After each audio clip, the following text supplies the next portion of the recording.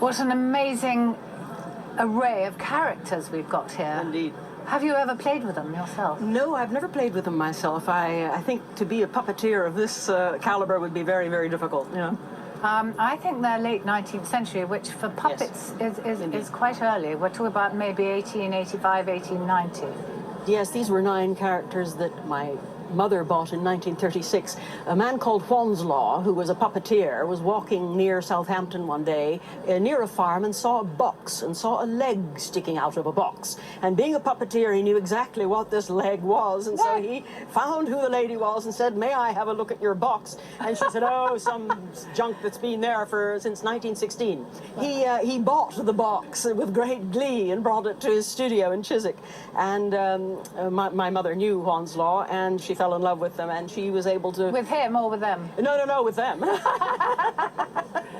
What springs to mind is there was a famous group called Tiller and Clowes, and they were working in Southampton in the late 19th century, and they became very well known as a troupe around the country. They are indeed.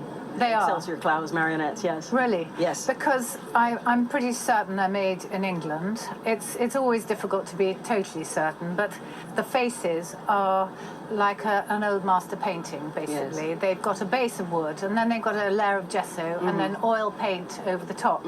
And there are 2 here that have dropped this one. This one. And that one, yes. This one, these 2, and they've got carved hair. And I think those were one of the Very 2 oldest, yeah. first puppets to have these articulated faces. And later on, they became more and more articulated, as you know. Of course. And they've all got these wonderful glass eyes, which I think were probably French, hand-blown. So anyway, I mean, I could go on and on because I love this sort of thing. I mean, because... Yes. There's so little of it these days. Yes, very little. I mean, children's parties are not quite the same as they were. They do need restringing. They need a lot of work on clothes, them yes. and clothes. But there are people that still entertain with these, and I should imagine that if you were to sell them en masse, whole 9 of them, that it would be a very narrow market. But I can see them making somewhere in the region of £2,000 to £3,000. Really?